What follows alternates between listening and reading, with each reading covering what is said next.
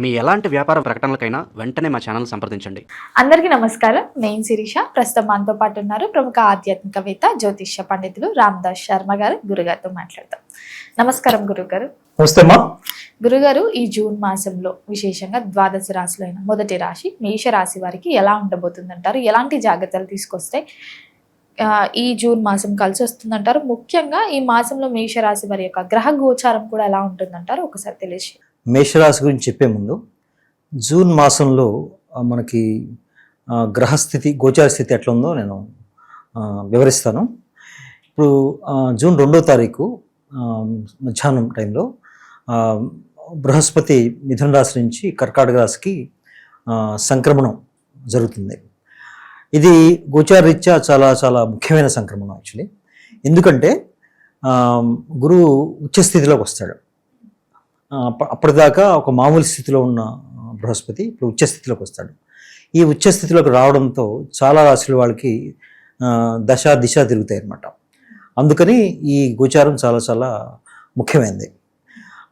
అయితే ఈ గోచార ఫలితాలు చెప్పే ముందు నేను ఎప్పుడూ చెప్పినట్టుగానే కొన్ని ముఖ్యమైన అంశాలు మనం పరిగణలోకి తీసుకోవాలి. అవేంటంటే గోచారం అనేది కేవలం ఒక 30% మాత్రమే, మిగతా 70% వ్యక్తిగత జాతకం మీద ఆధారపడి ఉంటుంది.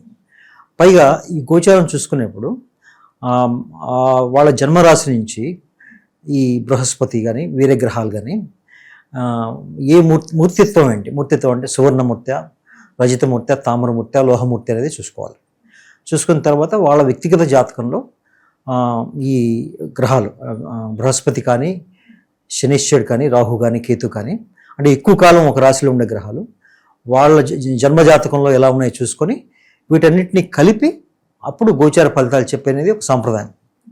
అయితే చాలామందికి అంత ఓపిక ఉండదు కాబట్టి మామూలుగా సాధారణంగా రాశి నుంచి చెప్పేస్తూ ఉంటారు. అయితే ఇక్కడ ఇంకొక వాదన కూడా ఉన్నది. ఇక్కడ అదేంటంటే గోచారం అనేది రాశి నుంచి చూడాలా లేకపోతే లగ్నం నుంచి చూడాలని కొంతమంది అడుగుతారు. అయితే మన ఉత్తర భారతదేశంలో కొంతమంది లగ్నం నుంచి చూస్తారు, దక్షిణ భారతదేశంలో ఎక్కువ మంది రాశి నుంచి చూస్తారు. అయితే ఇక్కడ గమనించాల్సింది ఏంటంటే రాశి నుంచి చూస్తే ముందు ఏ గ్రహచారమైనా సరే ముందు మానసిక స్థితి మీద ప్రభావం చూపిస్తుంది. అందుకనే రాశి నుంచి చూడాలి. అంటే దాదాపు 70% గోచారాలు రాశి నుంచి చూస్తారు. లగ్నం నుంచి ఎందుకు చూడాలంటే జరిగే సంఘటనలు మనకి అనుకూలంగా ఉంటాయా ప్రతికూలంగా ఉంటాయా అని తెలుస్తుంది. లగ్నం నుంచి చూస్తే అది తెలుస్తుంది. కొంతమందికి ఏంటంటే లగ్నం నుంచి రాశి అష్టమంలో ఉంటుంది. అలాంటి వాళ్ళకి రాశాత్తు బాగున్నా కూడా లగ్నాత్తు బాగుండదు. అట్లాంటి కొన్ని ప్రత్యేకమైన ఈవెంట్స్ చూసుకొని మనం ప్రొడిక్షన్ ఇవ్వాల్సి వస్తుంది. ఇది ముఖ్యంగా చెప్పాలంటే గోచారానికి సంబంధించి. ఇక మేషరాశికి వస్తే ఇప్పుడు మేషరాశిలో సూర్యుడు సంచారం చేస్తున్నాడు, సూర్యుడు తర్వాత బుధుడు కూడా. ఇప్పుడు మేష రాశి వాళ్ళకి జనరల్గా ఇప్పుడు మామూలు సాధారణ స్థితి ఎలా ఉంటుందంటే మీనంలో శనీశ్వరుడు సంచారం చేస్తున్నాడు. జూన్ 2వ తారీఖు నుంచి మిథునంలోంచి కర్కాటకంలోకి బృహస్పతి సంక్రమణం అవుతుంది. తర్వాత ఆ సమయానికే సూర్యుడు మిథునంలోకి వస్తాడు. 8వ తారీఖు సమయానికి శుక్రుడు కూడా కర్కాటకంలోకి వస్తాడు. తర్వాత కేతు సింహంలో ఉన్నాడు, తర్వాత రాహు కుంభంలో ఉన్నాడు. ఇది గ్రహస్థితి గోచార స్థితి. వాళ్ళకి మేషరాశి వాళ్ళకి ప్రత్యేకంగా చెప్పాలంటే బృహస్పతి 3వ స్థానం నుంచి 4వ స్థానానికి సంక్రమణం జరుగుతోంది, ఉచ్చ వస్తుంది. మేషరాశి వాళ్ళకి బృహస్పతి ఎలా కారకుడు అంటే 12వ స్థానానికి 9వ స్థానానికి ఆయన అధిపతి. సో దాని రిజల్ట్స్ పరిశీలనలోకి తీసుకొని చెప్పాలి ఇక్కడ గోచారం. వీళ్ళకి 4వ స్థానంలోకి సంచారం రావడం వల్ల బృహస్పతి వీళ్ళకి ఈ ప్రాపర్టీ సంబంధించిన వ్యవహారాల్లో వాళ్ళకి కొన్ని సంఘటనలు జరుగుతాయి. అంటే వ్యతిరేకంగా జరుగుతాయా అనుకూలంగా జరుగుతాయా? వాళ్ళకి కొంత మిక్స్డ్గా ఉంటాయి. అంటే పూర్తిగా అనుకూలం అని చెప్పలేం, పూర్తిగా ప్రతికూలం అని చెప్పలేం. ప్రాపర్టీస్ అమ్మడం, వాటి నుంచి ఇన్కమ్ రావడం, కొన్ని ప్రాపర్టీస్ అమ్మాల్సి రావడం, ఇలాంటివి జరుగుతాయి. విద్యార్థులు ఎవరైనా ఉంటే విద్యార్థులకి అనుకూలమైన కాలం ఉంటుంది. తర్వాత ఈ మేషరాశి వాళ్ళకి ఏంటంటే వేరే గ్రహాలు తీసుకుంటే జూన్ మాసంలో శని భగవాన్ సంచారం 12వ రాశిలో జరుగుతుంది. అంటే వీళ్ళకి ఈలనాటి శని మొదలై నడుస్తుంది, మొదటి భాగంలో ఉంది. దానివల్ల ఏంటంటే ఆర్థికంగా కొంచెం ఇబ్బందులు పడుతూ ఉంటారు. కుటుంబ వ్యవహారాలు కొంచెం తగాదాలు, తర్వాత మనశ్శాంతి లేకపోవడం, తర్వాత వీళ్ళు ఏది మాట్లాడినా ఎదుటి వాళ్ళు అపార్థం చేసుకోవడం, కొంత ఆరోగ్య సమస్యలు అవన్నీ ఉంటాయి. అలాంటివి కొంచెం ఎదుర్కోవాల్సి వస్తుంది జూన్ మాసంలో. అయితే బృహస్పతి సంచారం 3 నుంచి 4కు రావడం వల్ల కొంతవరకు పర్వాలేదు. అయితే నాలుగో స్థానంలో బృహస్పతి పూర్తిగా యోగించడు, అయినప్పటికీ కూడా 3వ స్థానానికంటే కొంతవరకు మెరుగని చెప్పచ్చు. తర్వాత రాహు 11వ స్థానంలో ఉండడం వల్ల, తర్వాత 5వ స్థానంలో కేతు ఉండడం వల్ల వీళ్ళకి ఏంటంటే ఏ నిర్ణయాలు తీసుకోవాలన్నా వీళ్ళకి కొంచెం కన్ఫ్యూషన్ ఎక్కువ ఉంటుంది. అంటే అంత త్వరగా నిర్ణయించలేరు, వీళ్ళు తీసుకోవడం కష్టం అవుతుంది. అలాగే 11వ స్థానం రాహు ఉండడం వల్ల ఏమవుతుందంటే మిత్రుల నుంచి సహకారం ఉంది, ఏదైనా కావాలంటే సహకారం ఉంటుంది వీళ్ళకి. దానివల్ల ఏంటంటే కొన్ని కష్టాల నుంచి గట్టెక్కుతారు మేషరాశి వాళ్ళు. అయితే ఇప్పుడు మేషరాశి వాళ్ళకి రాశ్యాధిపతి గోచారం కూడా చూస్తే రాశ్యాధిపతి కూడా రాశి మారుతున్నాడు. ఆయన ఏంటంటే వృషభం నుంచి వృషభంలోకి వెళ్తున్నాడు. దానివల్ల కూడా కొంత మేలు జరిగే అవకాశం ఉంది. అయితే శనీశ్వరుడు ఇచ్చే ఫలితాల కంటే కుజుడు ఇచ్చే ఫలితాలు కొంతవరకు మెరుగ్గా ఉంటాయి. ఇక్కడే గోచారం ఎలా చూడాలంటే కొన్ని గ్రహాల చారం వల్ల వేధ అనేది వస్తుంది.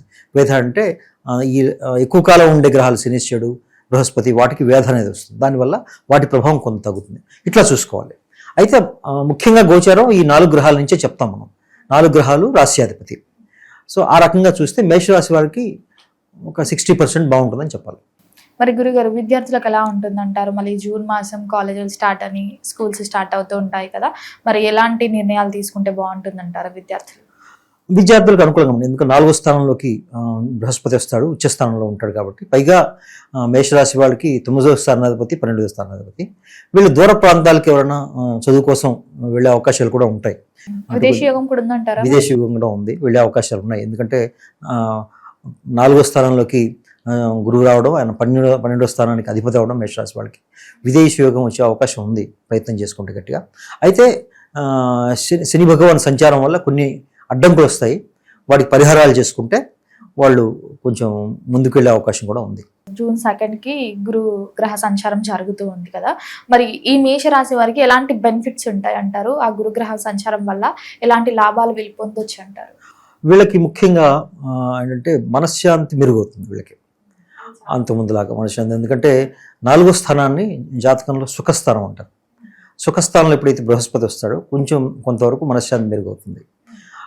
ఈ వీళ్ళకి ఈ ప్రాపర్టీస్కి, ఇల్లు, భూములు, వాటికి సంబంధించిన రాబడి ఇచ్చే అవకాశం ఉంది కాబట్టి కొంత రాబడి పెరుగుతుంది. తద్వారా కొంచెం సంతోషం వస్తుంది. తర్వాత వృత్తి వ్యాపారాల్లో కొంతవరకు కొంచెం పర్వాలేదు. బృహస్పతి గోచారం వల్ల వీళ్ళకు ముందుకెళ్తాయి. కొంచెం శనీశ్వరుడి మీద ఇప్పుడు శని భగవాన్ మీద దృష్టి వస్తుంది, గురు భగవాన్ దృష్టి వస్తుంది కాబట్టి ఆయన ఇచ్చే ఫలితాలు కొంత మేరకు నెగిటివ్ ఫలితాలు తగ్గుతాయి. దానివల్ల కొన్ని విషయాలు ముందుకెళ్లే అవకాశం ఉంది. ఈ పెట్టుబడులు పట్టడం కానీ, కొత్తగా వ్యాపారం స్టార్ట్ చేద్దాం అనే ఆలోచన ఉన్నవారు చేయొచ్చు అంటారా? కొత్తగా వ్యాపారాలు స్టార్ట్ చేయొచ్చు. అంటే జూన్ 2వ తారీఖు నుంచి అక్టోబర్ దాకా ప్రయత్నం చేయొచ్చమ్మా వీళ్ళకి. ఎందుకంటే బృహస్పతి అనుకూలిస్తాడు, 2వ స్థానానికి శుక్రుడు కూడా 5వ స్థానానికి 4వ స్థానానికి వస్తారు కాబట్టి 8వ తారీఖు ఆయన 5వ స్థానానికి వస్తారు. కాబట్టి ఈ స్పెక్యులేషన్స్ అంటే వీటికి సంబంధించిన ఇన్వెస్ట్మెంట్స్ అట్లాంటివన్నీ ఉంటాయి, పెట్టుబడులు ఏమి ఉంటాయి, అవి కొంచెం రాణించే అవకాశం ఉంది. మరి ఉద్యోగ రంగంలో ఉన్న వారికి ఎలా ఉండబోతుంది అంటారు? నిరుద్యోగుల పరిస్థితి కూడా ఏంటంటారు ఈ మాసంలో? ఉద్యోగ రంగంలో ఉన్న వాళ్ళు కొంచెం ఇబ్బందులు ఉంటాయని అనుకుంటున్నాను. ఎందుకంటే ఆయనకి దశమాధిపతి శనీశ్వరుడు 12వ స్థానంలో సంచారం చేస్తున్నాడు. దాంతో ఏమవుతుందంటే వాళ్ళ అధిక శ్రమ, అధిక ఒత్తిడి ఉంటుంది, లాభం తక్కువగా ఉంటుంది. ఆ ఒత్తిడికి తగినంత లాభం వాళ్ళకి రాదు. అందుకని కొంచెం ఎక్కువ శ్రమించాల్సి వస్తుంది. అయితే బృహస్పతి గోచారం కొంతవరకు మెరుగవడం వల్ల అది కొంతవరకు కాంపెన్సేట్ చేస్తుంది వాళ్ళకి కొంత ప్రయోజనకంగా ఉంటుంది వాళ్ళకి. గురుగారు, మరి ఈ జూన్ మాసంలో నిజ జ్యేష్ఠ మాసం కూడా ప్రారంభం అవుతూ ఉంటుంది. మరి ఈ నిజ జ్యేష్ఠ మాసంలో ఎవరైతే మేషరాశి వారికి వివాహం జరగలేదో, వివాహ యోగం ఉందంటారు ఈ మాసంలో వీరికి? వివాహ యోగం అంటే ఉన్నది, కానీ ఈ మాసంలో చేసుకోరు కాబట్టి దాని గురించి ఆలోచన చేయడం అనేది ప్రస్తుతానికి అవసరం లేదు. కానీ జూన్ మాసంలో ఆఫ్టర్ మధ్యలో స్టార్ట్ అవుతుంది కదా నిజ జ్యేష్ఠ, అప్పటి నుంచి ముహూర్తాలు ఉంటాయి. సో ఆ యోగం ఉందంటారా మరి వివాహ యోగం? శుక్రుడు 5వ స్థానంలోకి వస్తున్నాడు, జూపిటర్తో కలిసి ఉంటాడు కాబట్టి బృహస్పతితో ముందుకెళ్లే అవకాశం ఉంది. అయితే మనం ఇంతకుముందే చెప్పుకున్నట్టు శని భగవాన్ గోచారం వల్ల ఆయన వెనక్కి లాగుతుంటాడు, వీళ్ళు ముందుకు లాగుతూ ఉంటారు. సో ఇట్లా వెనక ముందు అవుతుంది. ఎక్కువ కృషి చేసి ఎక్కువ పరిహారాలు చేసుకొని ప్రయత్నిస్తే తప్పకుండా వివాహాల్లో సఫలీకృతులు అవుతారు. మరి కుటుంబ వాతావరణం కూడా ఎలా ఉంటుందంటారు? కుటుంబ వాతావరణం జూన్ 5వ తారీఖు నుంచి బాగుంటుంది మా వీళ్ళకి, బాగానే ఉంటుంది. అయితే అప్పుడప్పుడు ఒడిదుడుకులు ఉన్నప్పటికీ కూడా బృహస్పతి శుక్రుని గోచారం వల్ల కొంతవరకు మెరుగయ్యే అవకాశం ఉంది. మరి గురుగారు, ఈ మేషరాశి వారు అందరూ ఎవరైతే ఉన్నారో అందరు ప్రతి రంగంలో వారు ఈ మాసం అంతా కలిసి రావాలంటే ఏ దైవారాధన చేస్తే బాగుంటుందంటారు? ఎలాంటి పరిహారాలు చేసుకుంటే ఈ మాసం అంతా బాగుంటుందంటారు? ముఖ్యంగా వీళ్ళని వెనక్కి లాగేది బృహస్పతి కాదు, ఇప్పుడు శని భగవానుడే. ఎందుకంటే ఏలినాటి శని నడుస్తుంది కాబట్టి వీళ్ళకి శని భగవాన్ సంబంధించి పరిహారాలు చేసుకోవాలి. వీళ్ళు ఇంకా కొంతకాలం చేయాల్సి వస్తుంది, కనీసం ఇంకా 3.5 సంవత్సరాలు చేయాల్సి వస్తుంది. శని భగవాన్కి సంబంధించిన పరిహారాలు ఏంటంటే ఆంజనేయ స్వామి ఆరాధన చేయాలి, ఆయన స్తోత్రాలు, హనుమాన్ చాలీసా అలాంటివి చదువుకోవడం.